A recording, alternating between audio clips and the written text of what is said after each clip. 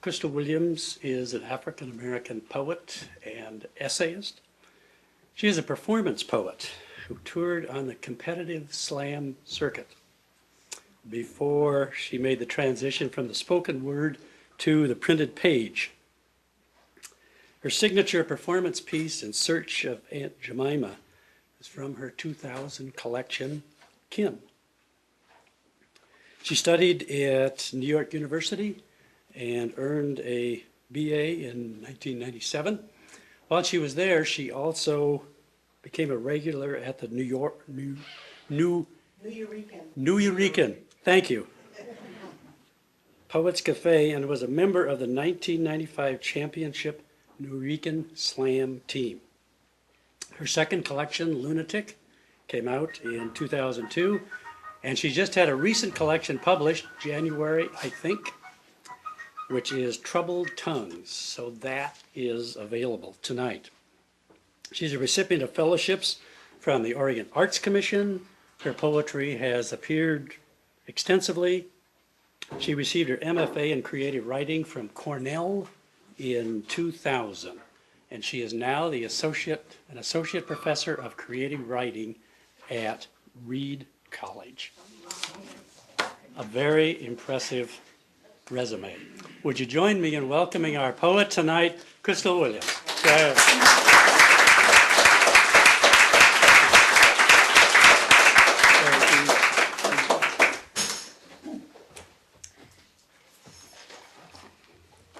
So it's so good to, thank you so much for coming. It's always so warming to, hi John, see friends in the audience, but also just to see that people are engaging poetry. So I'm really happy right now. I'm going to read exclusively from this new collection. And the collection really is a group of poems that I think in principle question the efficacy of language, which is ironic, but it is what it is. So I think I'm going to move right through them. Poems about beauty, poems about the body, poems about race, and poems about the spirit, I think. And a lot of poems about the maxims we engage every day, why we engage those maxims and so forth. This is the proem in the book, the invocation poem. It's called Invocation. Let me mash my tongues. Let the lost language and red pulp of them be laid to earth, then to the earth water. Let grow from this a white blossoming tree. Let bloom a shade broad and deep as my dead mother's shadow, which rests on the plate before me alongside what more I need. A modest pear, a spike of wheat, a loaf of bread.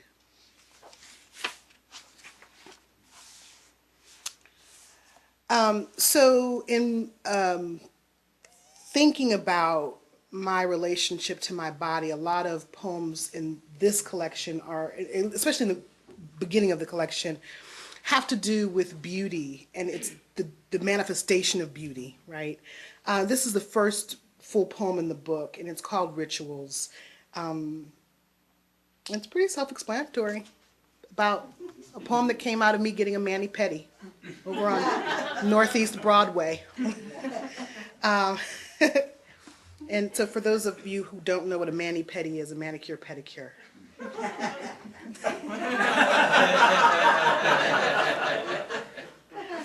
And I was thinking, broadly, I was thinking about the religious tradition of washing one's feet, right? That ritual. And I was thinking about the ritual to do with the realization of what beauty is. And so that's why this poem is titled Rituals. Rituals. Old this ritual, hand cradling foot.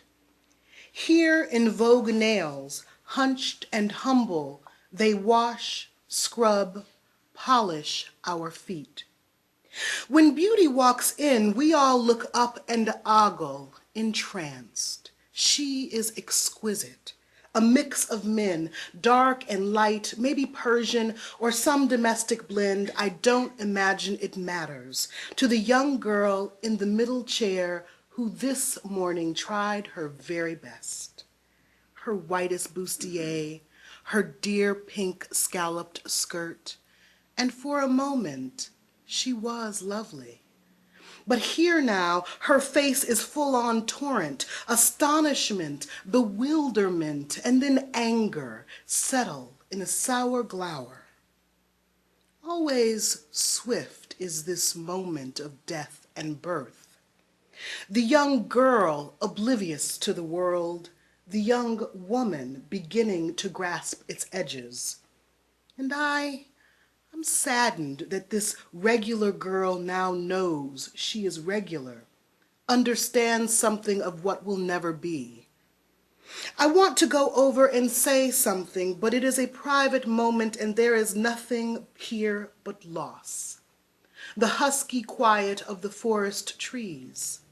The moment the world rustles unevenly and you know nothing of it and you understand nothing, but that you cannot change it.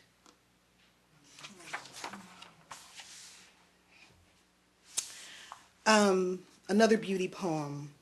So the easiest way for me to get my head around big concepts like beauty and fear and hope is to personify them. And so this is one of a couple of poems in the book, and they're prose poems in which these concepts are personified. And in my head, they're related. There's beauty in the book. Happiness is the daughter of patience and and patience is the son of, so it goes on like this. There's this whole family of these intermingling concepts. This is beauty. Beauty, aloud. Beauty moved into the building 6 months ago, and suddenly all our shabby grew shabbier. The mailbox doors wouldn't shut. Someone duct taped the hall carpet after little Quan tripped and knocked his grown tooth out. And then Demetria held another one of her protests by withholding rent, even though her rent was already 2 months late. Beauty was loud, walked as if an elephant had taken up residence in her small, beautiful bones. And she was rude. Never did introduce herself properly. Plus, quiet as is kept, beauty was obvious and not that beautiful. I mean, she wore tight pants and weird wigs, some long and black and sleek and all of sleekdom, others blonde and red and purple plum. We girls clucked she was an actress or a whore, maybe both, before Mrs. Gilbert chided. Children, that show ain't no working girl. She ain't never touched no work, and ain't no work never touched her. And so right about then, Mr. Jenkins started showing up, hemmed and hawed about late rent, sucked his gap teeth, stuck out his stomach more than it already was. But as far as we could see, Beauty didn't care what anyone said. Stood her ground, nodding, yes, she thought people ought to pay rent, pay their way. No, she didn't mean to take advantage, but well, you see, things weren't going so well for her right now, and didn't he understand? We regular folks gnawed on gossip. Beauty is a broke down bitch and is getting put out, and God don't like ugly, and you get what you give. But the men, the poor devils, they nearly lost their minds. They took up arms, scurrying around the building like ants under attack, to this corner, that corner, throwing rent parties no women would go to, trying to dissuade Mr. Jenkins when they ought to have been pleading to Mrs. Jenkins. The men, the wayward believers, stealing beauty away as if all colonies require a queen from whom nothing is expected or earned. But without our help, there was no way. So Beauty got evicted, kicked to the curb. Now the men go about their daily business, and woe. But though the world is quieted has quieted its incessant accusations, and life is surely sweet without beauty stomping above my head.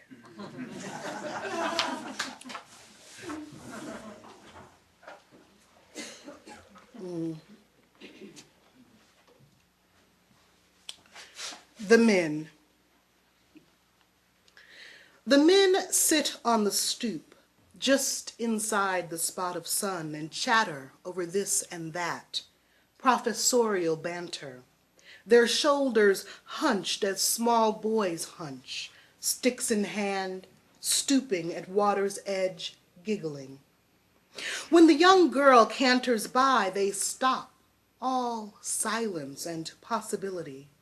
They dare not mutter, and it may not be in them to say, and so, heavy, the wind, its silence, their eyes, her breasts sway, her small skirt flips the wind back its playful taunt, and the three still as well water, well after she has gone. Their lives suddenly smaller. The water's edge, nothing to be giggled at, deep and cobalt and hopelessly resolved.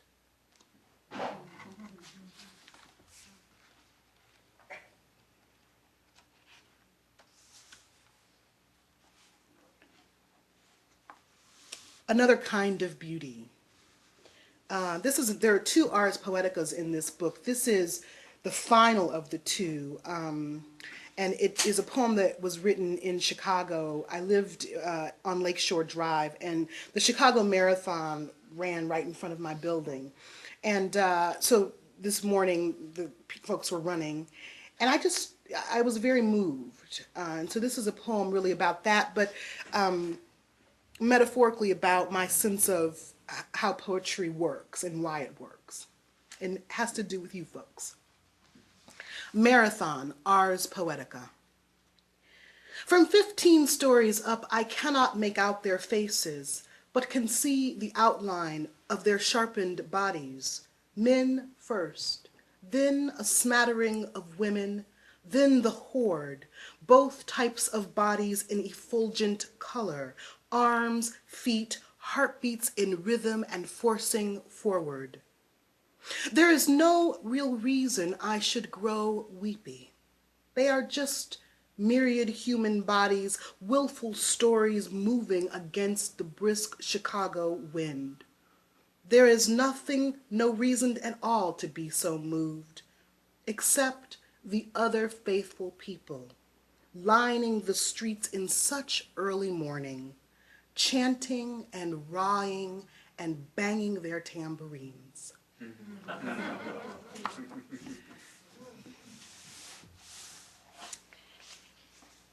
And yet another kind of beauty, an obsession beauty, whatever. This is actually about a wake. My friend's sister died, and my friends Terrence and Yona are both really extraordinary poets, and they have two really extraordinary children. And so this poem came out of watching them at the wake for my friend Yona's sister. Wake. And how she, the daughter, the niece, among the other nieces and cousins, was 1 minute squealing and buoyant, and in the next, too much of us, her body laden with the full sadness of the day. And how her father, mid-sentence, whipped his head and whisked across the room towards her, and how in the exact moment his arm scooped through the air, her body bowed to it, and how they made for themselves on the hill over there a perch, balm the two, father and daughter, and how lucent the stark brimming sky, and how the world slowed, though the children played, and there was laughter even on this day, and there were chicken and beans and cobbler cake, and how the old women wiped the kitchen, and how people sprawled heavy, and how the mother, from deep in the room, suddenly made her way outside as if someone had whispered what no one could have whispered. And how the sweet boy, Batman in hand, too, made his way from a different quadrant, and how they sat, the daughter, the father, mother, and son. Words between them, yes, but from here, silent, on the grass, the sun so bright on their backs as to make four bodies appear as one undulating tumulus pulsing black along the horizon. And how the sister, the aunt for whom this day seemed to be gently moving everything about, clearing the clouds, shifting the bodies, divulging what she knew of beauty and how.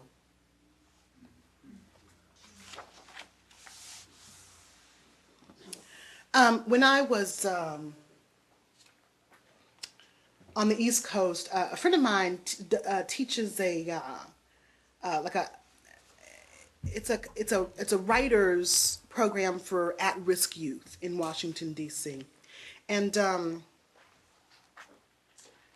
so he gets, kids who are from disadvantaged communities and who have had astonishing lives. And I went, to hang out or whatever. And there was this one young girl named Jade.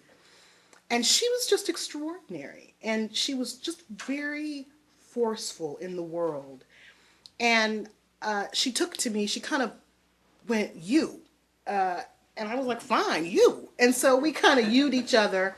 And she kept in touch, and I still get missives from her. She got herself into Sarah Lawrence on a full writing scholarship. And in the middle of that, she had this terrible family tragedy. I mean, it was tragic, her story, but it was particularly bad. And anyway, I was really touched, and I wrote this poem for her. And the only thing you really need to know is that Sirius is a night blooming flower. And so the poem is called Night Bloom, and it's for Jade, and it's after Robert Hayden, who is a favored poet of mine. So Night Bloom for Jade, after Hayden. It makes no sense to say things will get better, because you will not understand until they are better, and they may not get better soon. There is always pain in the world, and you have seen so much of it. I do not know how to explain other than to say, I am so sorry your mother has died, girl. That her mother has turned her back, that your father is a rogue, and you are having to do this grown-up work alone. I would like to tell you to be patient, but understand that right now you might only know fear. Listen then and know this. It is okay to be fearful. And if you cannot believe that things will soften, trust that I believe for you. You will not remember all of this pain. But when darkness insists you attend his party, you will know the trap doors and gloomy corners of that house. And you alone will be able to find the garden where beautiful Sirius is opening her eyes in the pitch black.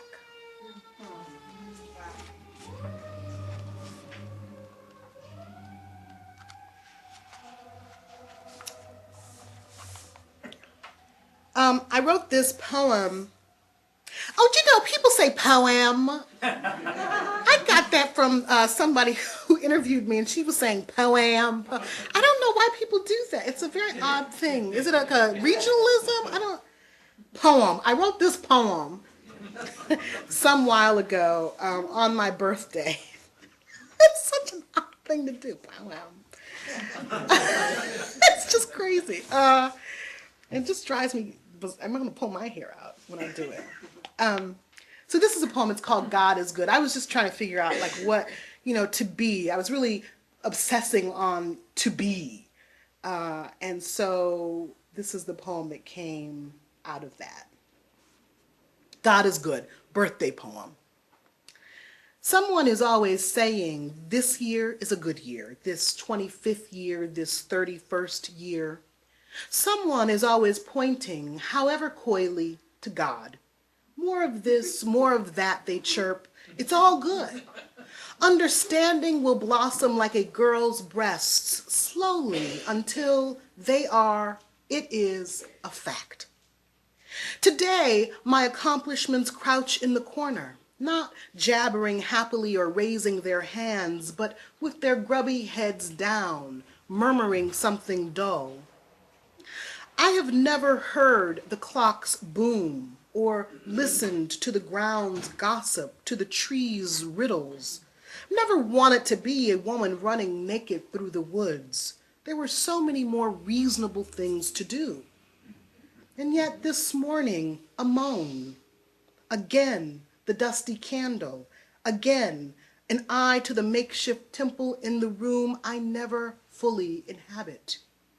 Today is dark, and I am on the ground. The trees do sigh, the clock does beat. And what to do with this noise? Maybe this is the good life, this sudden uncertainty. Maybe this is the woman all women once were. Maybe this is the way, the body as quiver, a chronic quaking receptacle, to be simply asserted, inserted, pressed again and again between the God and the good.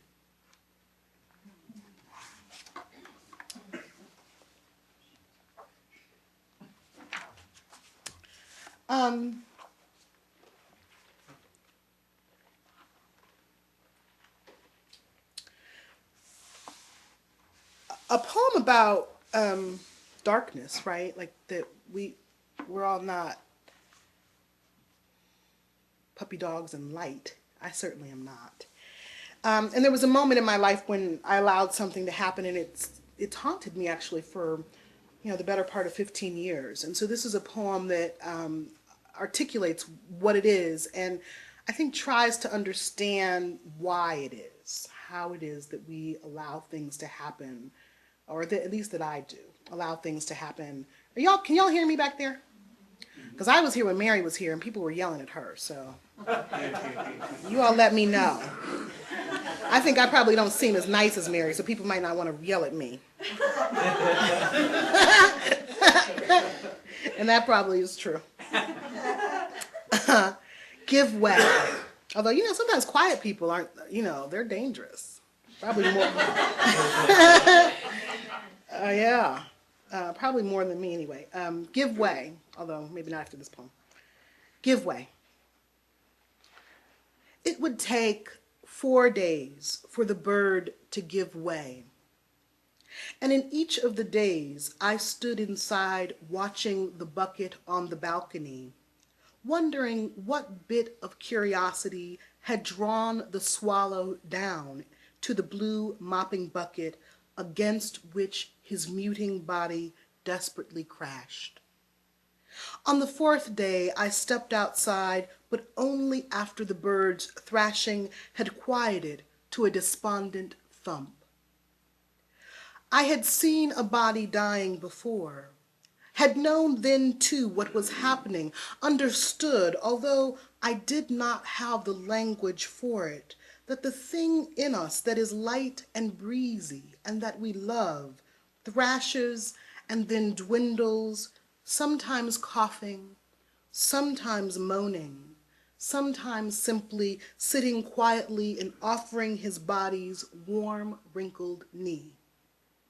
I was too young then to do anything but watch my father die, and when I was not near him, imagine my father dying. I too am constantly giving way. Yesterday in the store and the man, the day before on the sidewalk and the woman.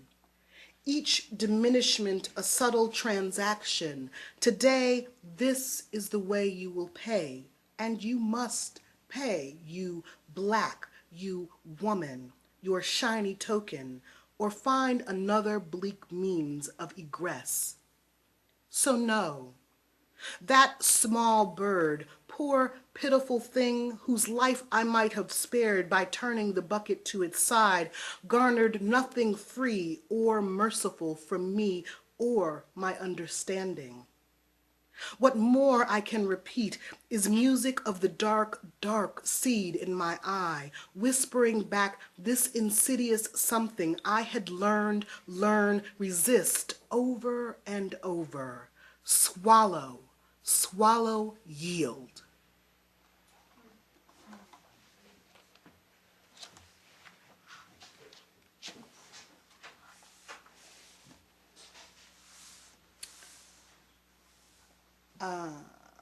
Another bird poem, Portland, Oregon, The Swifts at the Chapman School. This came out of that.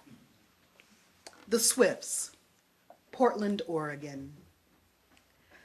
We folks blanket and body the hill, while the swifts churn above the chimney 40,000 strong. We watch wondering at their many bodies, and suddenly one goes down, they all go down, a black bullet into that impossible space. 2 days ago, my neighbor's son stabbed a black man. Later on the same night, he and a friend leveled a gun at another man, black again, like me. The news reports them as skinheads. Supposedly, he was their most violent. But he is a boy, square in the shoulder, flat-stomached. Sometimes a blank look takes his face when he doesn't understand, and he often doesn't understand. What I know of him says he is no skinhead, but I know less as my days grow longer. The proof is that he is in jail, probably huddling with his Aryan brothers. I will never forget the sound of my name in his mouth. It was friendly there, and helpful, offering, and bloodless. It's only now that fear takes hold of my body, remembering how close our bodies had been some 2 doors away, close like the bodies of my students, who tonight are full of innocence and awe, who cluster on this blanket, watching the birds dart into their hole and sleep deep into their lives. What travesties will befall them? I think I once had an answer to these questions when I was young and full of spit and able to seethe, but I do not know what it was, where it has gone, the answer. What will my students become? How will their bodies color and shape the world? How will they duck and dart, and will I have to? No matter how I try, I don't want them here on my blanket at all, ever.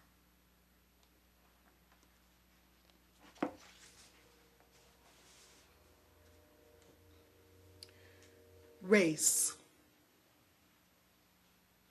You know, I often think that, I guess the poem actually says this, but sorry, that's the associative mind in work, John. My friend Morgan, I said to him one day, I was like, oh, you know, Morgan, I was talking about like being slightly ADD, you know, and I was using some other example, and he said, well, no, he said, that's not the example I would use. I would use the examples when you're in a conversation and you just flip around. He's like, that's the example I would use. And I was like, yeah, probably. Probably.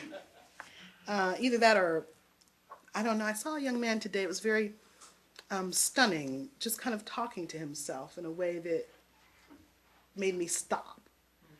And so, you know, if you see me doing that, stop and talk to me. And that will help me. This is called Race. What kind of love is this we have, that our words walk between us, an odd couple, married and cobbling along the streets of a city? They are ermine and cashmere, dusty and leaning into each other, the eyes of one stopping where the second eyes begin. So what if we are old? We are not too ridden with time. Undress your words, my love. Let them hang loose as my breasts. Let them suckle or spit, but here where they once took pleasure, let it be said, this silence. Let it be loosed. Let the corset and cummerbund, the slow shimmering stockings spill down.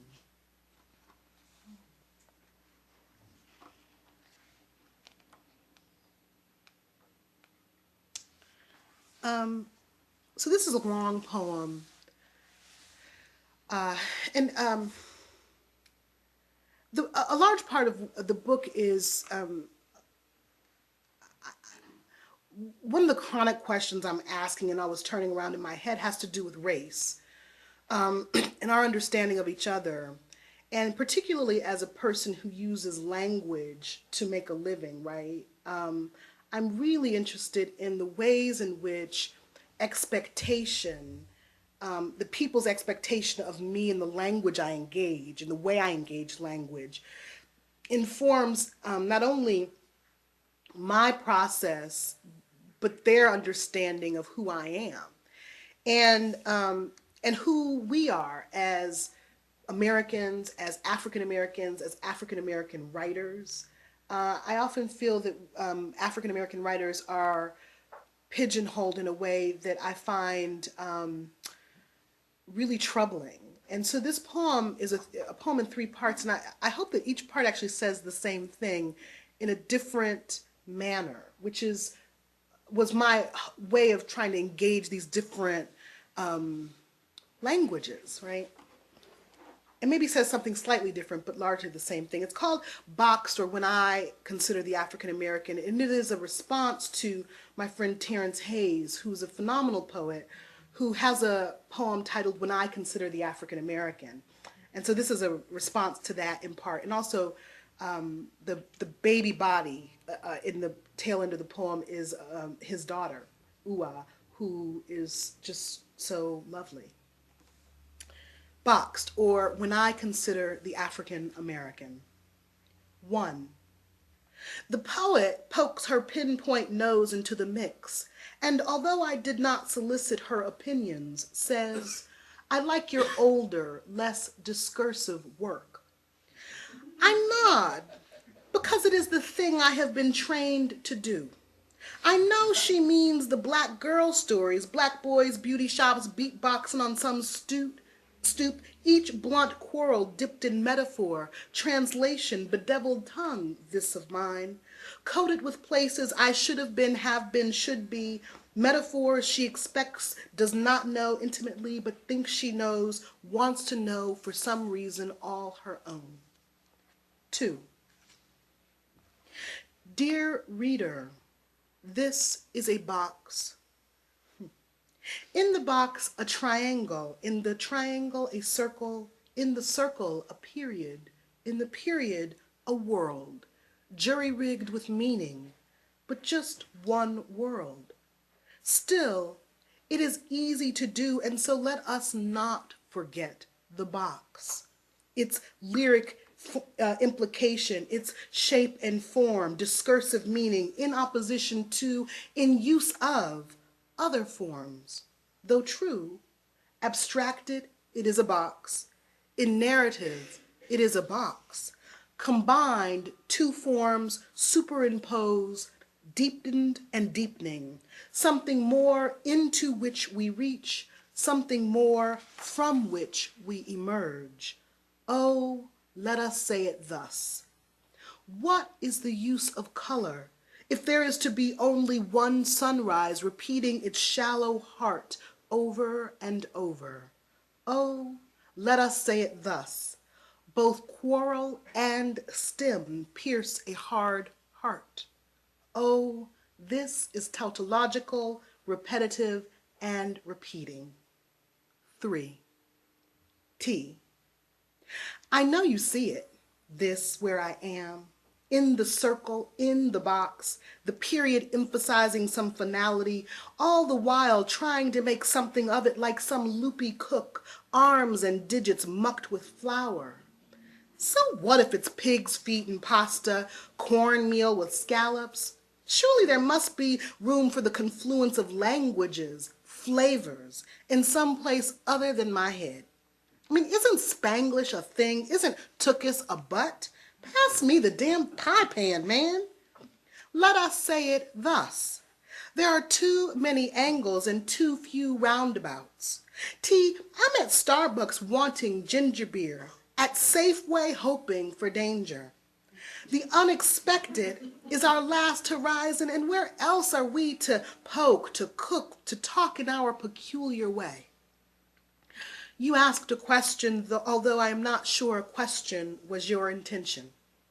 When I consider the African American, I conflate a lyric.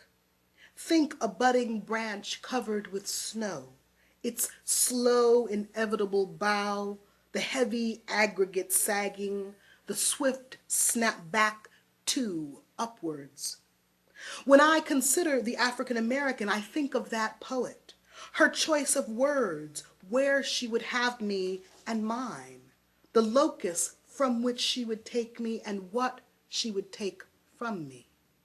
I think of your daughter, the sweet fat body I held so many years ago, how she evolves year by year into something long, cylindrical, her eyes wider than a child's eyes, her fingers longer than a child's fingers, as if she is reaching for something not quite hers just yet, as if she has already seen something not quite hers just yet. And I pray, I think of her body as our body, its vessel clean and clear for now, its inhabitant treasured and clean for now, not bowed to the ground by discourse or lyric, but erect on its own and shooting.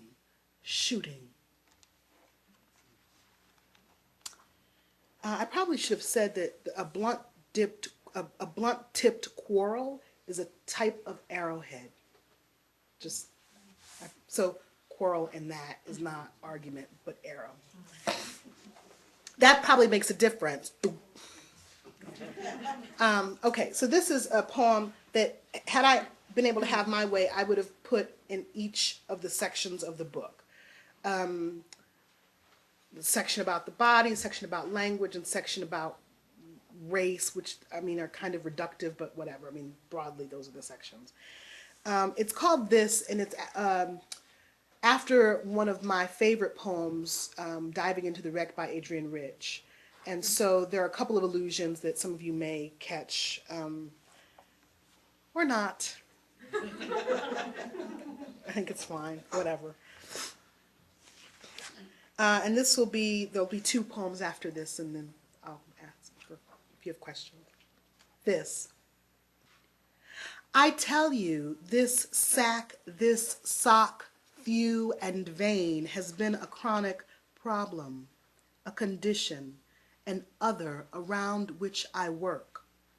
I am a super-duper navigator, have been Jacques Cousteauing for years, and I am telling you, this has been a chronic problem, this body, against which the world, upon which the world, and the me of it inside as if a bean or a bead, a kernel of something, maybe a glimmer, a chunk of ore, hard and steadfast and improbably mashed. I tell you, this is a problem of too little language, a lie, this body conundrum, this other me, this body, this I tell you, this is not me. I tell you, not me.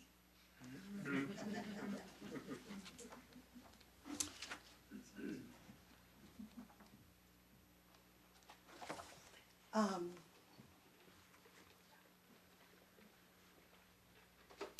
feel like I've been reading pretty consistently, like every day it feels like, for the last 2 weeks, which is a great thing, but my voice, holy cow. is really raw. At Lincoln's feet. Today, on the steps of the Lincoln Memorial, surrounded by the wavering facets of our world, a remembrance of my mother's story. Me, crawling up the chest of drawers, its great bulk heaving forward, the pain, panic, long shriek of it. These memories are not mine, are gone. Gone even among these shards is my 4-year-old body, the quizzical rationale, all but some faint knowledge to do with weight and how a body so easily pins beneath it. Today, on the steps of the Lincoln Memorial, surrounded by the old facets of our world, the stuff of our inheritance reflects brilliantly in the basin pool. Here are whispers and flickers, ghosts fussing, wanting to tell their side of it. That we inherit more than eye color or temperament is an old, reliable story. But if the memories that matter lose their intimate details, are more nebulous and necessary than the histories of the brief, habitual eruptions we are born to and from which we cannot escape? And if we are emanations each, and even as we give way, are simple fragments and to-be figments, some form of ancient and enchanted memory? What if the thousands of bodies on that dreamy day, pressing deeply against and into each other of a single beat and will, manifested as low-level emissions etching against the great blue board of the sky? And if we learn to read before we learn to read, wouldn't it be wisest for us to trust our quickenings, to retrain, act, react, not in light of language and evidence, but in honor of a wan, warm thump here?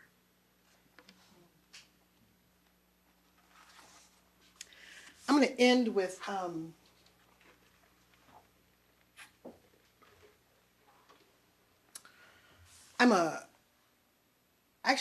I actually think I'm fairly obsessed with dogs. It's not, I was going to say, oh, yeah, I'm a dog lover.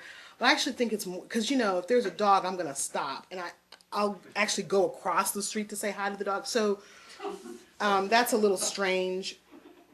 But I like them so much. I just really like them. There used to be we have a dog campus, so we can bring our dogs to work with us. And there was a Scottish Terrier, and for those of you who don't, you know those little white, what are the white cousins? What are they? The Westies, right? So the Scottish Terrier is the black Westie, but they're known to be very stubborn and not particularly affectionate. Well, this Scottish Terrier was neither of those things, and you'd walk into the office and she'd just be on her back like this, in the middle, so you have to, you know, either get around her or deal with her. Her name was Mickey, and so this seemed to me to be a really fabulous way of being in the world. I just, right? I mean, like, I just thought that's the way to be, right? Like, that's great. So this is a poem. It's called Glutton, and it's after Mickey, the Scottish Terrier. Birds feather their own nests, and so yes, you are reminded it is in our nature to be self-fulfilling. You bend to her because the universe demands it. What is asked is needed. Let us say on days when you walk into that office, she is often on her dark back in aisle's middle. Furry appendages stretched obscenely skyward. Bare belly soft and sloping and open to wounding. She is undeniable. A pull. Rub here, now, like this. There is something about trust here. Some lesson to do with openness and submission, the stubborn nature converted. There is something exquisite about asking for love so nakedly, so patiently, every day, Mickey, a teacher, every office day, walking through the world, a vessel, a glutton. So let us mute. Let us bend or stretch, but say yes. This is the way we can hope it to be. This world, this rub, yes, let us say. Thank you.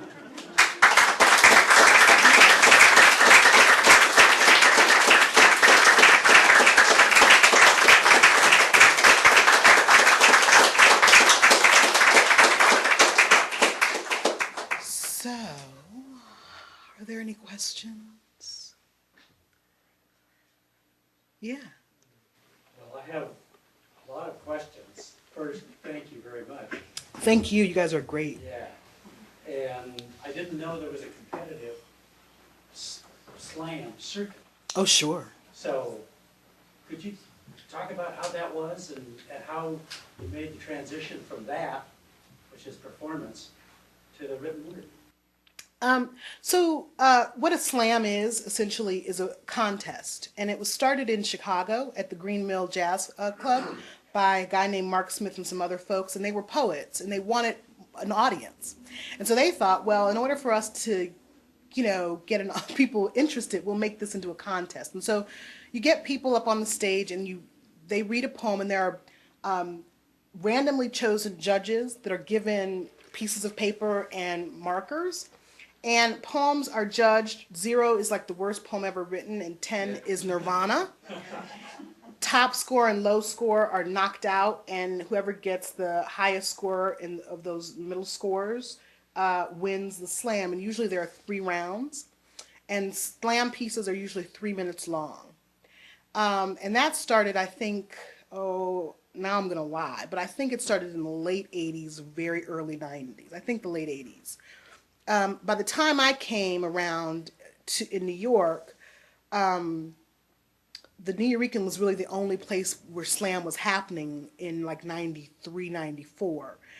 And at the Nuyorican, you would go on a Wednesday night and you go to that was an open slam, so you could and then you had to win your way up. So if you won a Wednesday night, then you got into a semifinal, and that would be a Friday night. And if you won that Friday night, you could go to the final. So it was a year-long process to get to the Grand Slam. Right, so at the Grand Slam, you're slamming ostensibly against like the best of the best, whatever. And there's now a national slam, right? So every year, slam teams from all over the country convene in whatever city it is, and they slam. I mean, they go for it. And so it was a really great way. I originally was a theater person. I studied acting in high school and in college, and so I had been writing dramatic monologues. And I went to New York actually to work with an acting coach. I interviewed with him, auditioned, and he took me. So I moved up there, and he said to me, "You won't ever be, unless you lose 50 pounds, you won't be an ingenue, but you'll be a great character actress." And I was young, and that sounded lame, although now I understand I could have been like Glenn Close, or, you know what I mean? Like it would have been fabulous, whatever. But I didn't understand that. So I made this transition from writing dramatic monologues into writing these kind of slam pieces. And after a period of about 2 years, that long format and you kind of get very adept at understanding an audience, that kind of audience, and being able to push the button. And I just wanted to write quieter stuff. I just wanted to be more introspective. And you can't really write a poem like, for example, like Race and slam with that. Like, you know what I mean? People were like, what? Did she read a poem? What? I thought that was a title. So, and I was going to school. I was at NYU at that point, and I had been studying with like Karen Volkman and people, and I just kind of fizzled away. But what's interesting about that is that there are a lot of us who made the transition from slam to the page and or to the stage. And so people like Sarah Jones and Reggie Cabico and Saul Williams and Reggie Gaines and Jeff McDaniel and Patricia Smith, like all of us, a lot of us from those early years in the 90s have really moved forward in the world of the arts in, I think, really interesting ways. So it was really at the time I didn't realize it, but now I do. Like, it was really a golden period for the written word or the spoken word in New York City. It was really, when I look back, it was a powerful time. Yeah. Other questions? Yeah. I'm probably going to show my ignorance, but I don't know exactly what slam poetry is. It different? Yeah, that's an interesting question. I